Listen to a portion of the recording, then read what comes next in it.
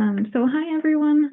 I'm delighted to be here to welcome you to the session on career insights from women in statistics at the MRC-Biostatistics Unit at the University of Cambridge. This is part of the International Day of Women in Statistics and Data Science, and the theme this year is Thriving in Your Environment. This session is being recorded, and you'll be able to see it on the YouTube channel for the Caucus for Women in Statistics. If anyone has questions while we're going along this session, please do feel free to pop them in the chat. And if there's time at the end of the session, we'll be covering a selection of those questions. So without further ado, I'm delighted to begin this session. My name is Mia Tackney. I'm a research associate at the MRC-Biostatistics Unit, and my research interests are in digital outcome measures for clinical trials. And I'm now going to introduce our lovely panel of 4 researchers who are here at the MRC Biostatistics Unit as well. And they're going to be sharing their experience of having a career in statistics, and they'll be answering questions that were posed by early career researchers here at the unit. So we'll begin with Anne. So Anne Presanis, she's the Senior Investigator Statistician in the Population Health team, and her research interests are in Bayesian evidence synthesis models to estimate prevalence, incidence, and severity for pathogens. These include HIV, influenza, and SARS-CoV-2, and she works with combining multiple observational data sources. And in doing so, there's lots of interesting challenges that come up in model development and criticism, and Anne develops methods to address these challenges. And we're going to hear a lot about how she does collaborations in this area. And next up, we have Sofía Villar. She's the program leader of the Efficient Study Design theme, and her research interests are in methodological challenges of implementing and analyzing response adaptive designs. And her applied work has led to innovative trial designs being applied in different areas, including rare diseases. And we'll be hearing about how she transitions from a purely methodological postdoctoral position to an applied setting where she was leading a team of statisticians at the Papworth Hospital. Next, we have Hélène Ruffieux. She's the Senior Research Associate in the Causal Mechanism theme. And her research interests include scalable hierarchical modeling approaches for variable selection, latent structure discovery, and network estimation, including in high-dimensional or temporal data settings. And we'll be hearing more about how her role as a researcher complements and is complemented by her role as teacher and also mentor. And last but not least, we have Elena Vigorito. She's Senior Research Associate in the Causal Mechanisms theme, and her research interests include statistical and computational methods to further understand the causes of autoimmune diseases. And previously, she had some experience in the wet lab, and we'll be hearing about how she changed career direction and became a statistician. So really delighted to have you all here in this session. And now we're going to get into some of the questions. But before we do that, for any of you who are watching and considering doing a PhD in statistics and coming into this career, we have some information about doing a PhD here at the Biostatistics Unit that Sofía will tell us a little about. Thank you. Thank you, Mia. Thank you for organizing and chairing the session. And this is just to say that we are openly recruiting PhD students for the next year. So your applications have just opened. There are different deadlines if you are in the US, which is a little bit earlier, 15th of October. For any other application has a deadline in 7th of January 2026. Interviews are usually around just after that time. And if you have questions, you can have a look. There's a lot of PhD proposals currently advertised. And you can check the website and email the PhD email account that you can find there. But yeah, feel free to check this out because I think there are great opportunities out there. Great. Thank you very much. So now we'll get into some of the questions that were posed by early career researchers. Some of them were about collaborations, some were about career development, some about leadership, and some about balancing different roles in life. I'd be delighted to hear from all of your experiences. So the first questions are about collaboration. And this question says, what advice would you give to young women in biostatistics who are striving to have an impact in interdisciplinary or collaborative research environment? Should I try to go first? Yeah. With something short. I think I don't think there is a better example. It's the clinical trials for interdisciplinary research. I work designing and running and analyzing clinical trials, and these imply surgeons, anesthetists, clinicians, patients, trial managers, ethicists. So, but I'm sure people will come up with other examples. But if you want to make an impact in that field where the research is driven by lots of different disciplines, I think one of the key skills to develop is communication skills, because everyone has a slightly different language. Language can be a barrier for good work most of the times. So I would advise trying to practice that as much as you can, and interpersonal skills as well. So that is probably there are other things I could say, but possibly that's what I feel is the most important one. Lovely. Hi, everyone. Should I go next? Sure. Okay. So, yeah, my advice would be to really start building collaborations and strong networks as early as possible. So I think when we are fresh out of our studies, it's really easy to underestimate how crucial solid collaborations are for a research career. And it's also easy to underestimate the time and effort it takes to build trust and develop kind of a shared understanding with your collaborators.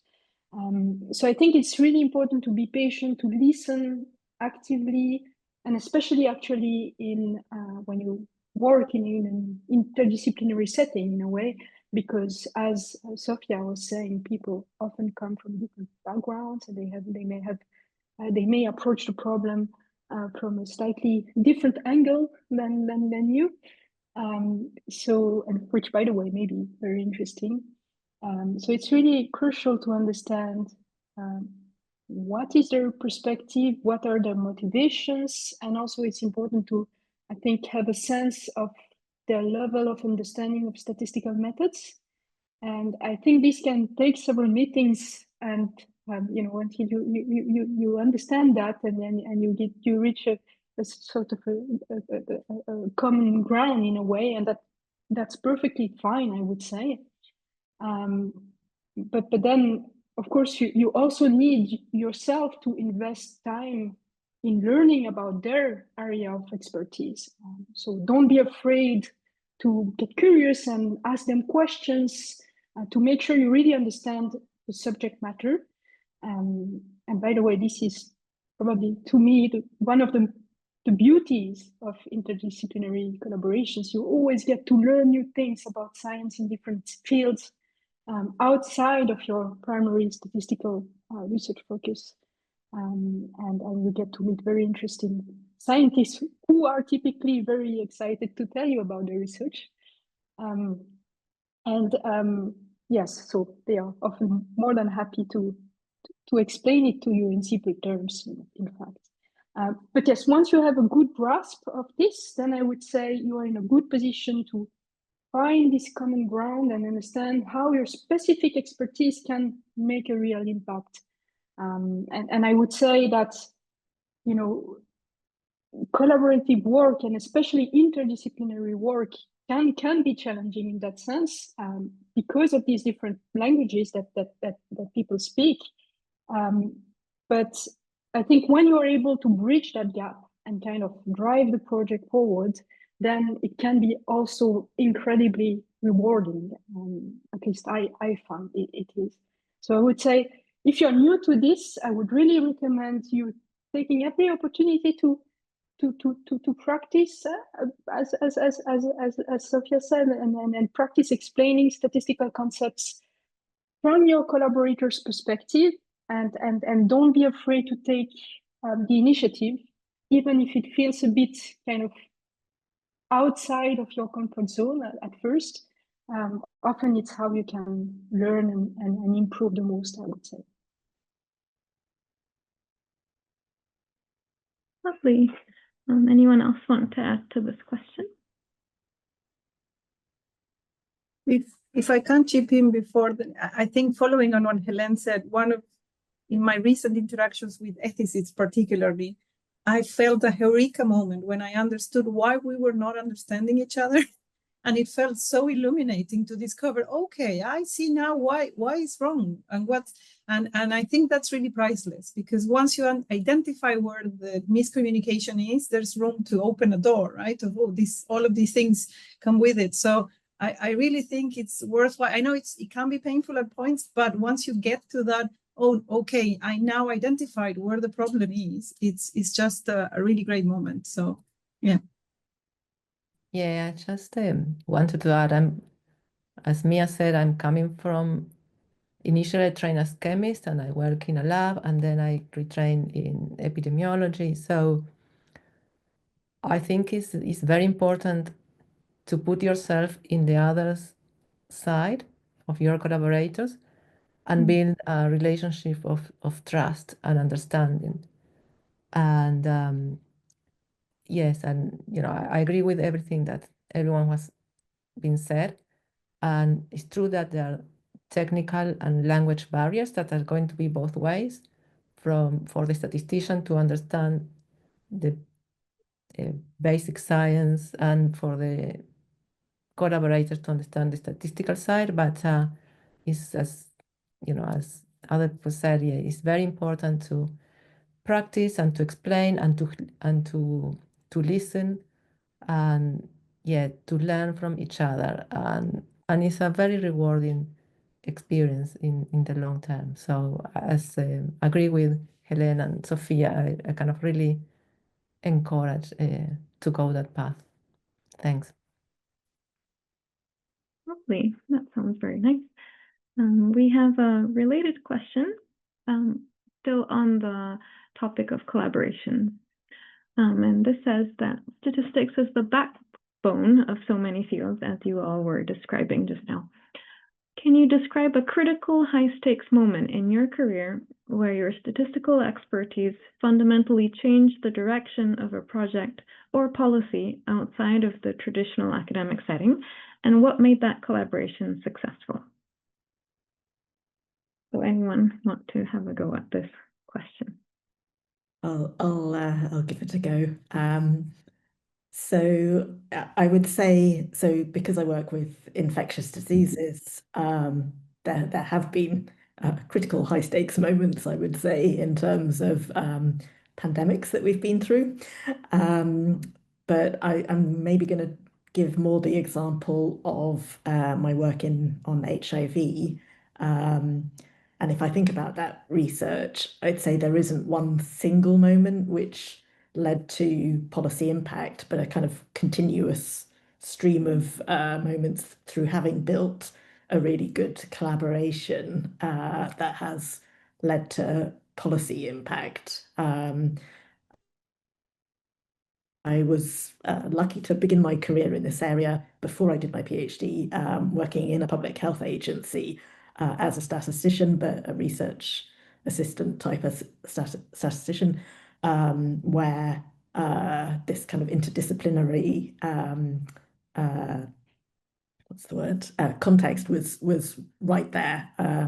I spent my first couple of years really learning a lot about HIV and about the data that public health agencies collect on HIV, directly from the people who are collecting the data, the epidemiologists, the clinicians, the public health surveillance experts. And I think the key to having impact has been really embedding yourself in a multidisciplinary team, much as the other panelists have described. I think it's really important that you understand the points of view of the different expertise areas. You understand because it's only by understanding the actual applied problems and that you can understand where your statistical expertise can make a difference. So the example of HIV, the kind of key focal question that we always face is, what is the prevalence of undiagnosed HIV? Because testing and diagnosis are kind of key prevention tools.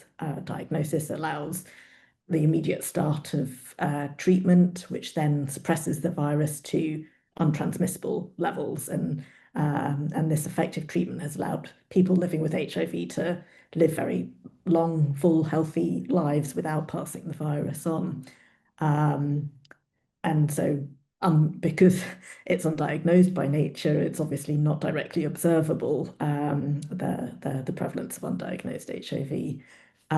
But by understanding what types of data on the disease are collected and how they relate to the underlying exposure, group sizes, to prevalence, to diagnosis rates in different key population groups, you understand how you can use data integration techniques from statistics to provide estimates that are needed.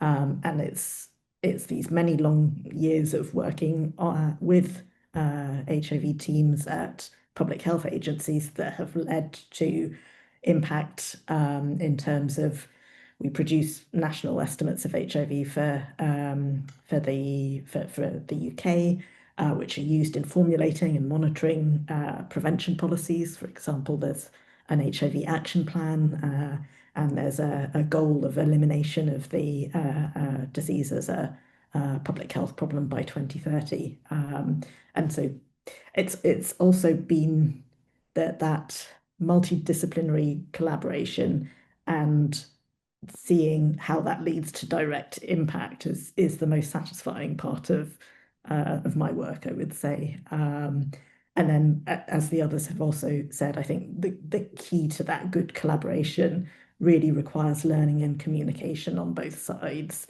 to understand, what the challenges are from all different perspectives, and then how you can work together to address them. Great. Thank you so much for that example. So we've talked a little bit about collaborations. Some of the following questions were by early career researchers thinking about some of their next steps in their career. So this question is, do you have advice on how to assess whether a new research group may be a good fit? So for example, for someone who's moving from a PhD to a postdoc position, or maybe someone moving from one institution to another. Do you have any advice on assessing that?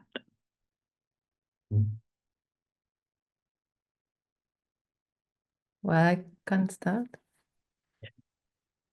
I've been there, and I think it's very important to know where you want to go next. So to choose a postdoc position that will allow you to transition into your longer term plans. And for example, if that is about becoming a lecturer, try to look for a place that you can have teaching experience.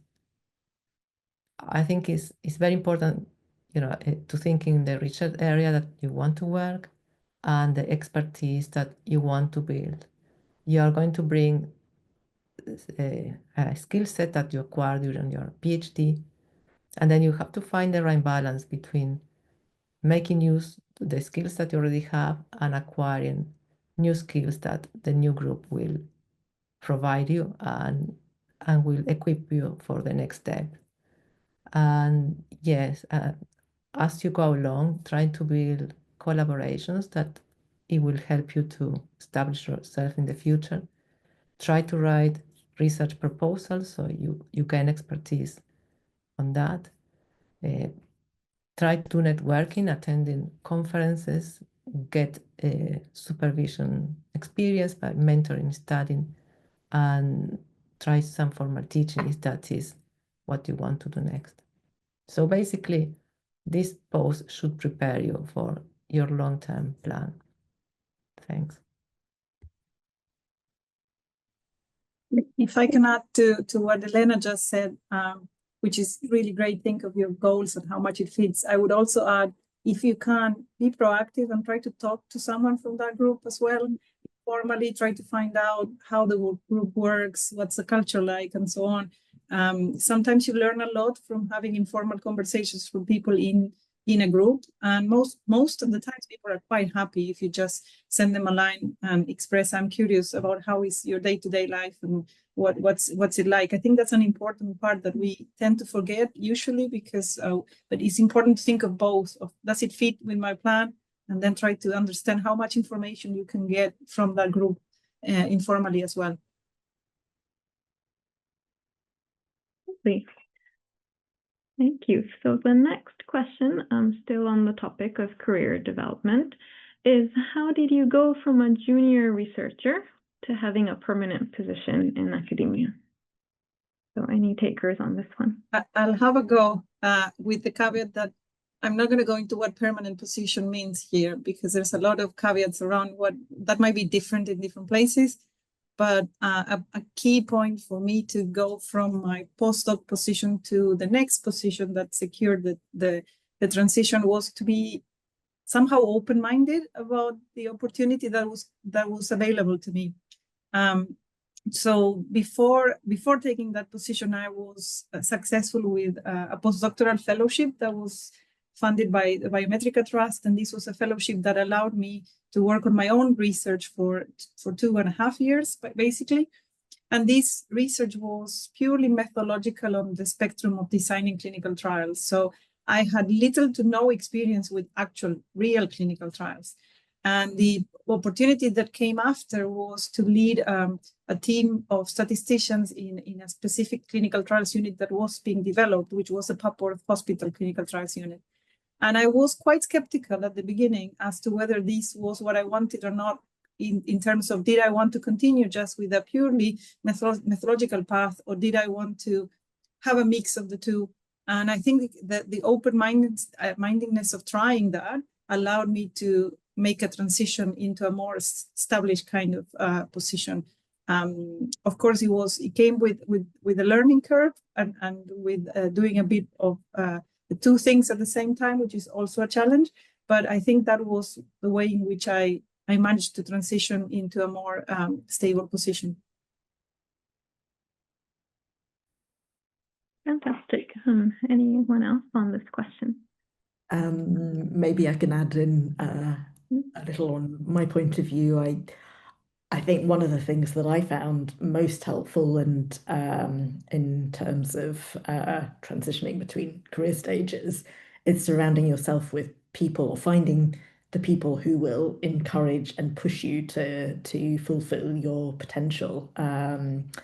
Whether that's sort of supportive peers, or in general the research culture in the place that you're working in.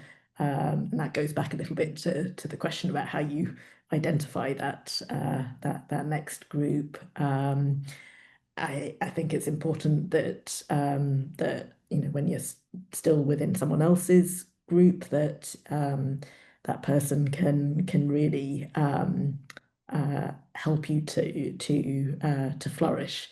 Having good mentors, good friends are all important, I think, in finding the right place for you. And then, as Sofía said, also taking advantage of opportunities when they come up. So, for example, opportunities to get experience in writing grants, opportunities, even if they're.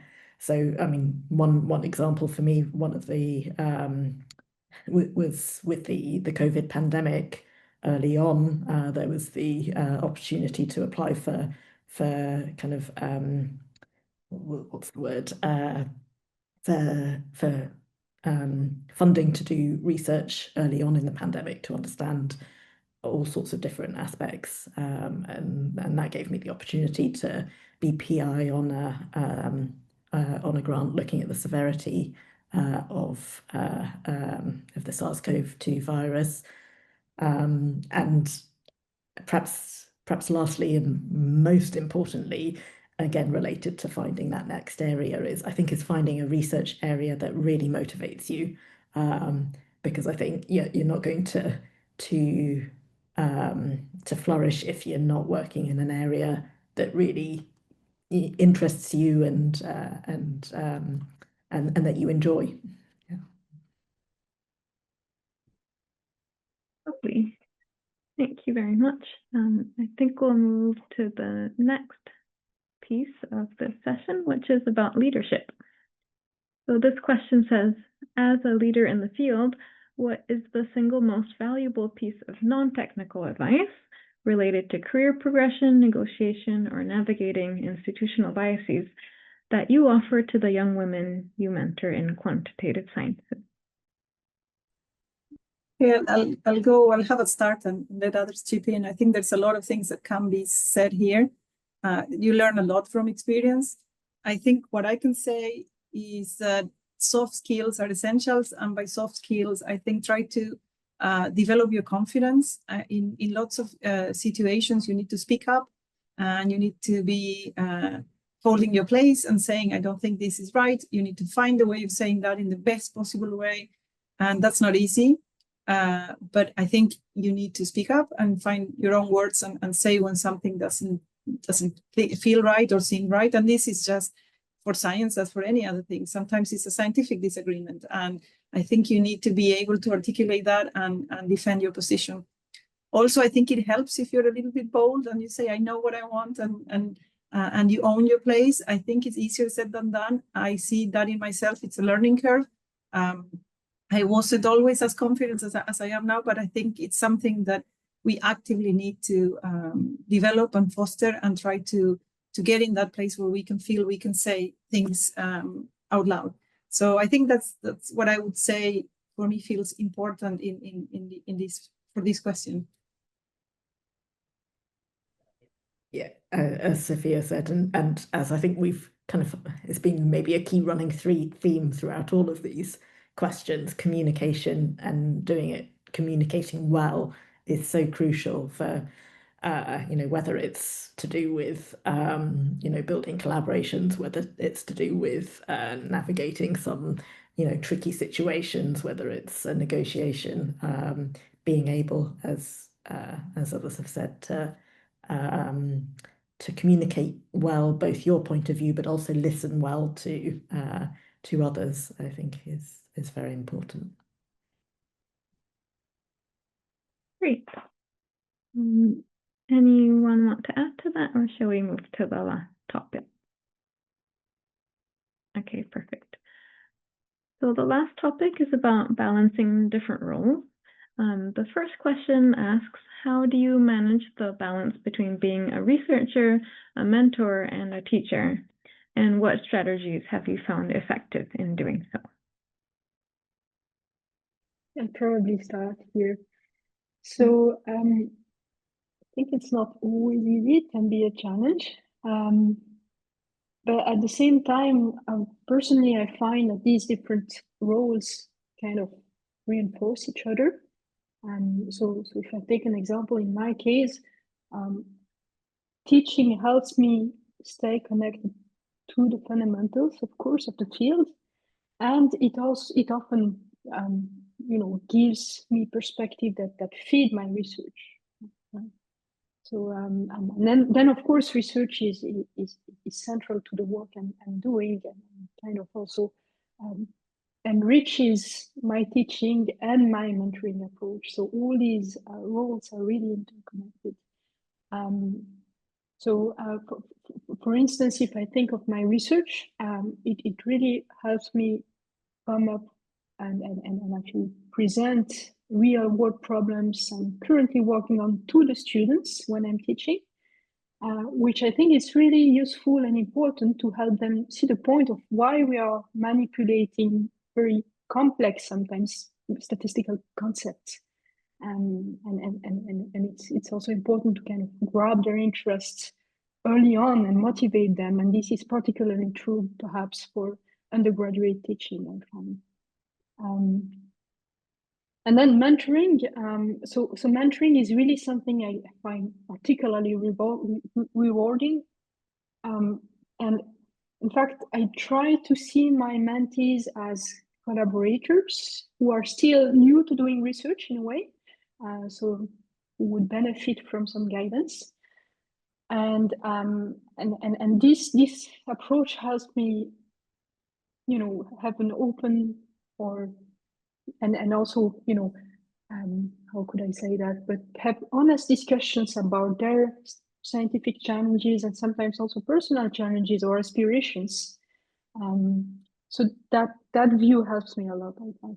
So yes, concretely back to the question, perhaps how do I try to manage these different roles?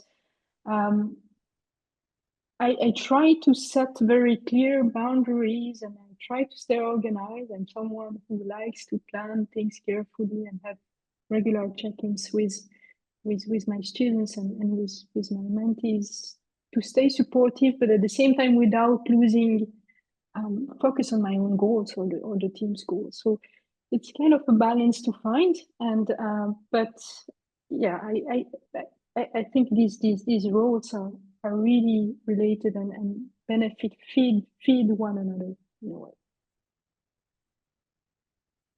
Great. Anyone want to add to this question? I just wanted to add that we talk about a lot about communication, and I think definitely teaching help you and train you to communicate your research or concepts in a much clearer way. It's something that you learn year by year, even doing the same course. You try different ways to explain to the students. You can see what works, what doesn't, and depending on the background.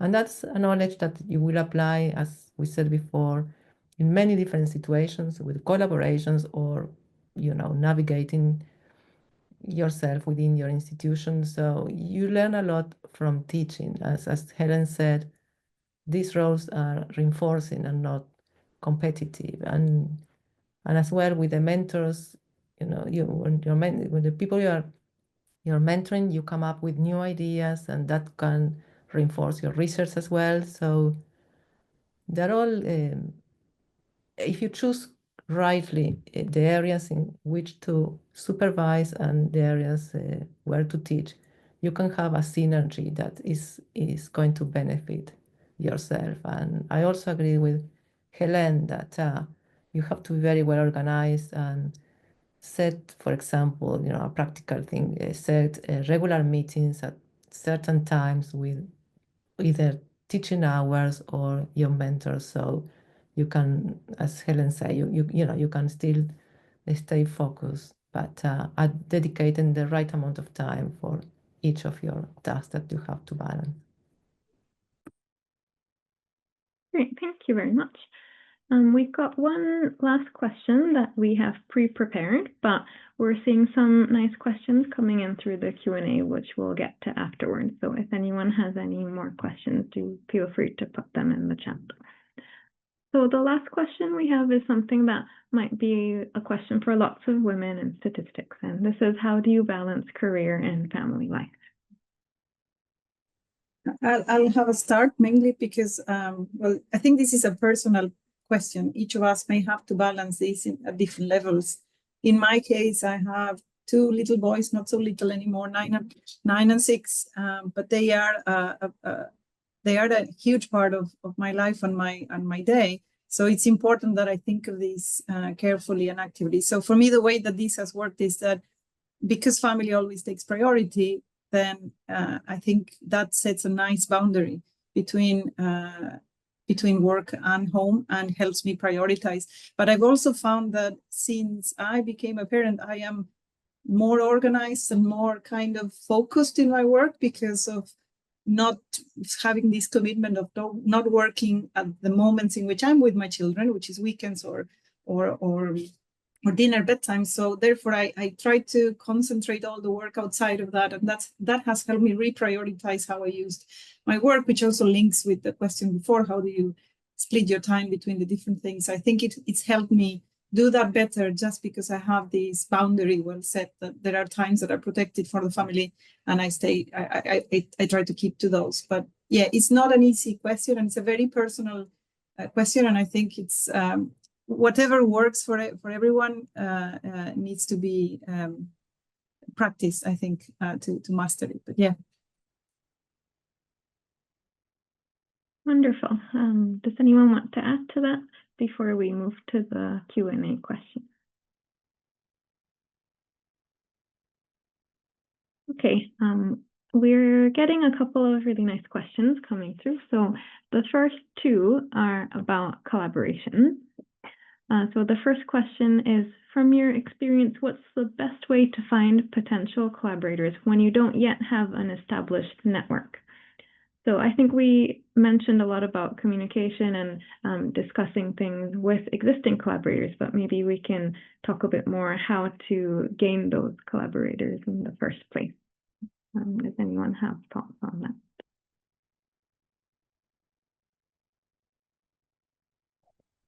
Maybe I can say a few words. I would say that somewhere where having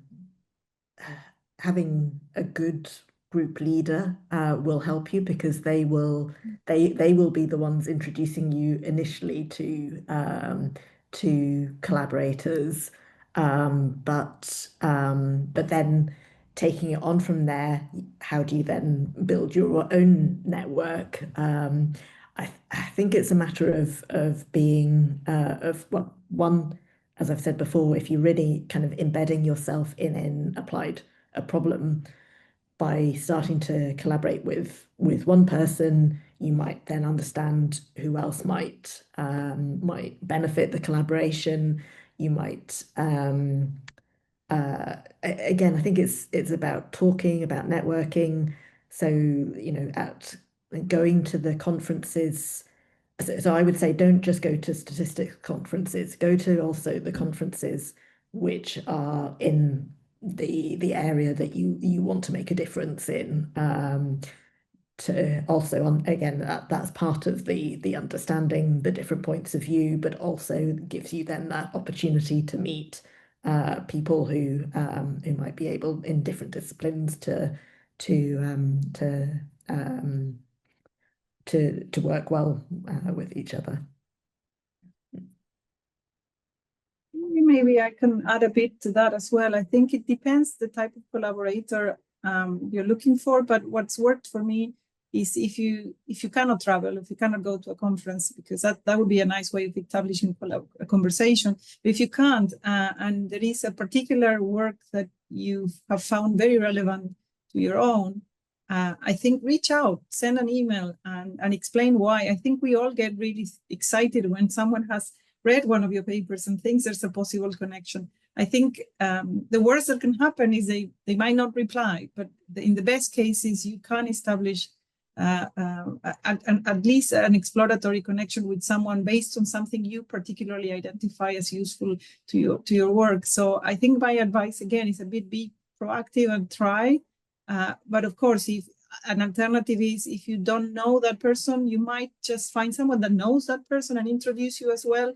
As Anne was suggesting, it's another way to create a link. But I think the important thing is to understand why you want that collaboration yourself in the first place and what's the added value. If you can articulate that to a colleague or to this person directly, then you are in a better place to go somewhere else, I think.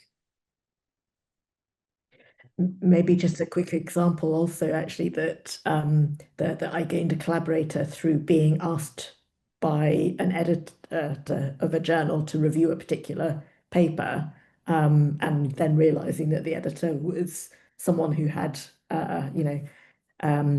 complementary and interesting work. So I reached out to this editor, and we're now collaborating. So yeah, they're taking those opportunities when you see them.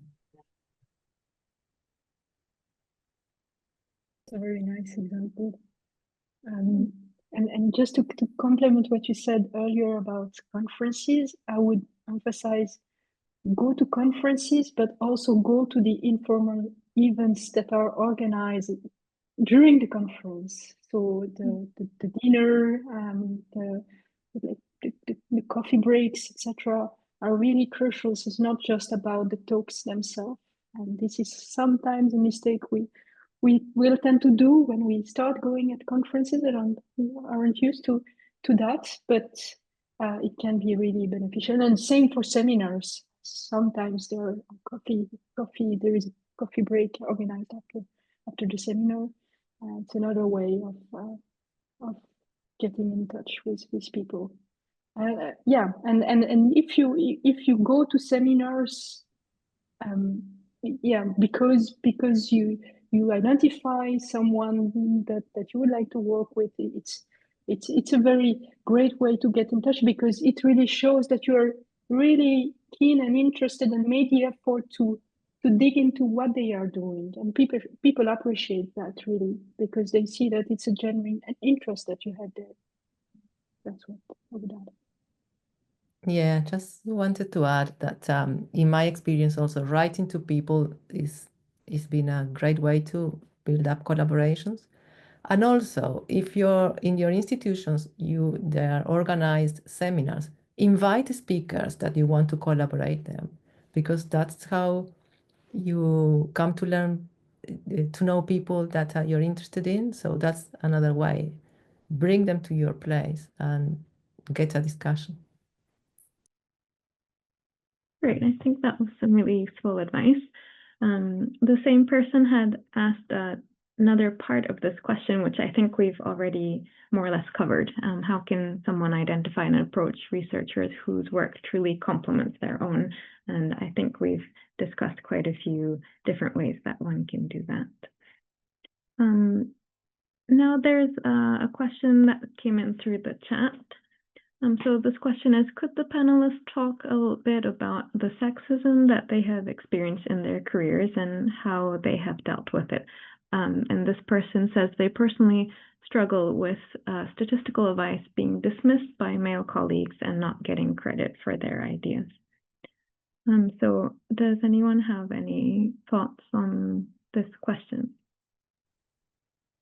I can have a start. I'm not, again, this is a difficult question, and I'm really sorry to hear about these experiences. I think from my own perspective, I probably struggled with this kind of behavior much earlier on than later on in my career.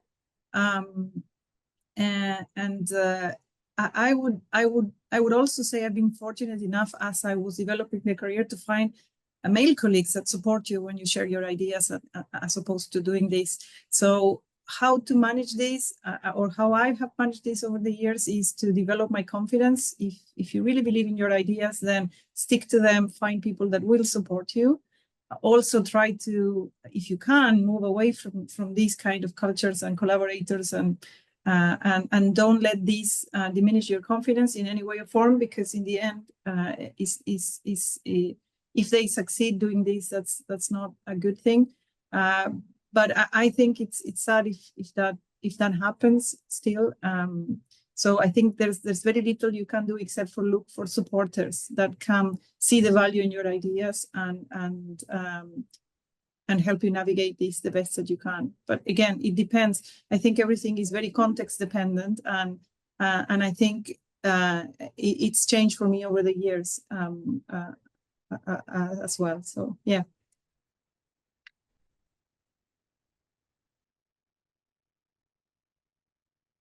Perhaps I could add. So first, thanks for sharing that. We don't share that so openly very often, and it's something we tend to experience a lot. I think all of us. I would say one thing that would be important is to make sure that you highlight your contributions in a way that can be ignored in a way. So it comes to credit in a way. Sometimes it's about consistently positioning yourself as an expert and ensuring that your input is recognized. So it's not easy, but and it sometimes takes a bit of time or consistency.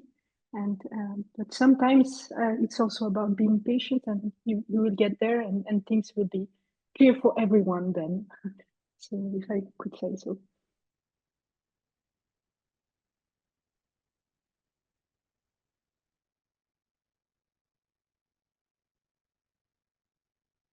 All right. Well, thank you very much for being here today to the panelists for sharing their advice, and to everyone who submitted questions. So they include the early career researchers at our unit who put up questions anonymously and the questions that we got in through the Q&A and chat today.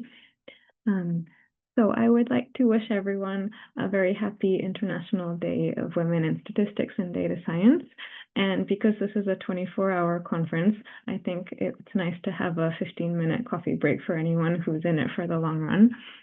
So we'll stop the recording now and let everyone have a short break. And thanks everyone for joining us. Thank you, Mia. Thank you, everyone. Thanks, Thanks, Mia. all. Thank you. Bye, everyone.